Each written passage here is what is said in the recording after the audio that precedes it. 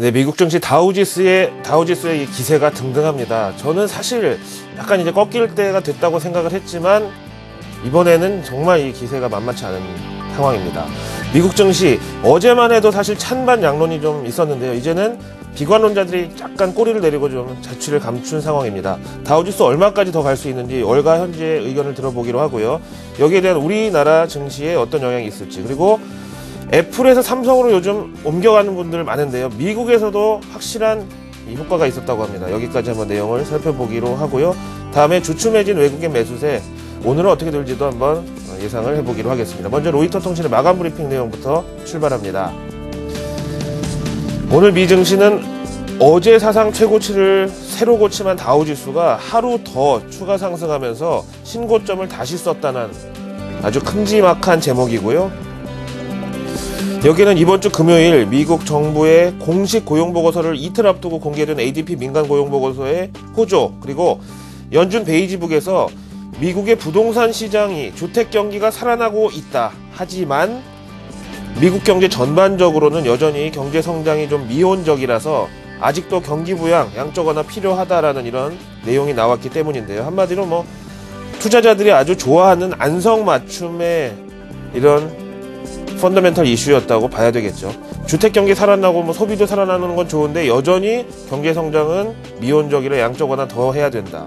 이 이상 좋은 시나리오는 없죠. 오늘 업종별로는요, 에너지, 원자재, 금융업종의 시장을 이끌었던 반면에 어제와 반대로 기술업종이 오늘은 시장에 부담이 됐고 나스닥 지수만 3대 지수 가운데 처졌었다. 이렇게 나와 있네요. 이런 날은 사실 마감 브리핑이 자세할 거는 또 없습니다. 그래서 지금 현재 미국 시장에 대한 월가 투자자들의 의견을 한번 현주소를 짚어보는 차원에서 보시겠는데요. 월스트리트 저널 보시죠. 제목이 좀 약간 자극적일 수가 있습니다.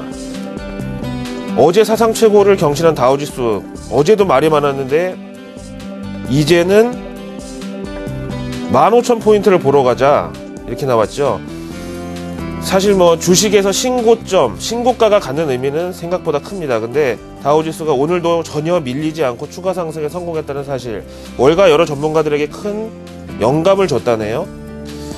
근데 원래 이 기다리는 조정은 결코 오지 않는다는 증시 격언이 있는데, 참 이 증시 격언이라는 게 워낙 많아가지고 사실 어떤 때 어떤 걸 적용해야 될지 요것만 알면 참 주식하는데 큰 도움이 될 텐데 저는 그걸 아직도 잘 모르겠어요.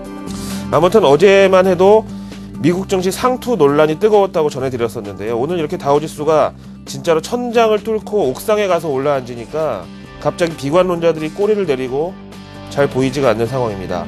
전문가 의견 두 편 들어보시죠. 월가 대표 하우스들의 대표 애널리스트입니다. 먼저 웰스파고, 미 증시는 추가 상승이 가능하다. 결론이 이거고요.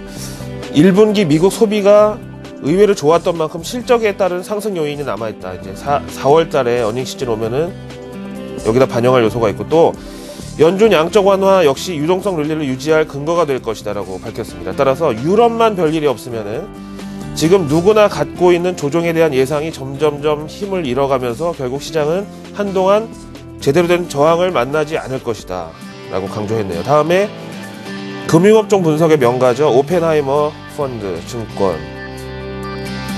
여전히 워싱턴하고 유로존의 불확실성은 제거되지 않고 있지만 지금 시장의 밸류에이션을 들면서 강세론을 밀어붙이는데요. 사상 최고치를 어제 다시 쓴 다우지수, 어제 기준으로 PER이 15.6배 정도였다네요. 그런데 이 직전 고점 2007년도 10월 당시 PER이 16.99배, 그 이전 고점 2000년 그 닷컴 버블 그때잖아요. 그때 당시에 PER은 25배 보다는 여전히 낮은 수준이라서 다우지수는 2007년 PER 수준으로 보면은 15,542포인트, 2000년 기준으로는 22,869포인트까지 간다라고 가정할 수 있다네요. 저도 이쪽 바닥에서 일하는 사람이라 미국 증시 잘 가면은 저도 나쁠 건 전혀 없지만은 저 정도 수치는 좀 뭔가 좀 두렵다는 느낌이 들 정도로 높죠. 그래서 이거를 코스피 지수 현재 수준에다가 그냥 단순 대입, 산수로 대입을 해보니까요. 다우지수가 15,542포인트를 가면 코스피는 2,195포인트, 그리고 다우지수가 22,869포인트를 가면 코스피 지수 3,200 32포인트로 계산이 되네요. 그냥 느낌만 좀 알아보시라는 차원에서 저렇게 대입을 해봤습니다. 자, 그런 반면에 또 오늘 미증시 기술업종에 조정이 된 또 하나의 이유가 있었는데, 이게 또 우리나라의 공통 분모로 적용이 될 수도 있기 때문에 한번 보실까요? 베런즈지가 전합니다. 사실 베런즈의 컬럼 내용이 아니라 월가 애널리스트의 분석을 받아 썼는데요. 여러 가지 자세한 분석과 함께 나와 있습니다. 사실은 잘 나가고 있는 삼성전자에 대한 비중 축소 의견이었거나, 아니면 반대로 요즘 완전히 기세가 꺾여버린 애플에 대한 개별 매도 의견이었다면 제가 그냥 패스했을 텐데, 이렇게 삼성과 애플을 둘 다 팔라는 의견을 내니까 그 배경이 궁금할 수밖에 없는데요. 베렌버그 뱅크의 전기전자업종 애널리스트 에드난 아마드는 미국 시간으로 오늘 개장 전 보고서를 냈는데, 삼성, 애플 둘 다 지난 3년간 스마트폰이 주력 상품이었고 매출 비중이 컸었는데 이제는 아니다. 왜냐하면 하이엔드 마켓, 즉 최고 사양의 그런 스마트폰은 이미 살 사람은 다 샀기 때문에 앞으로는 보급형 저가 스마트폰이 유행을 끌 것이고, 이런 유행 속에서는 오히려 삼성하고 애플의 하이엔드 스마트폰은 매출이 줄고 마진도 좀 줄어들 것이다, 이렇게 예상을 했습니다. 그렇다면 LG전자 스마트폰의 기대를 모아야 된다고 말씀을 드릴까요? 저는 그렇게 좀 의역까지 좀 해보고 싶네요. 자, 그럼 과연 삼성전자가 저렇게 유행이 저가 보급형으로 옮기면서 위험해지는 상황이 올 것이냐? 저는 그렇지 않다고 봅니다. 저의 이런 의견에 동의하는 분이 한 분 계시더라고요. 비즈니스 인사이더 보시겠습니다.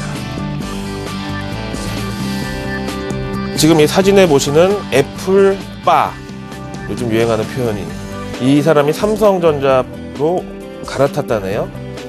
진짜 애플을 보면 신기한 게 매니아층이 워낙에 두터워가지고 신제품 출시하는 날 보면은 밤새서 막 줄 서 있고 막 1호, 2호 제품 받아서 사진 찍고 막 이러는 정도. 그리고 자기 전자제품은 휴대용이든 회사든 집이든 다 애플로 싹 다 라인업을 구비할 정도로 이렇게 충성도 높은 고객들이 많은데, 지금 사진에 보시는 애플 전문 컬럼니스트 겸 애플 제품 분석 전문가 앤디 이나코, 이 사람도 역시 애플의 신봉자였었는데요.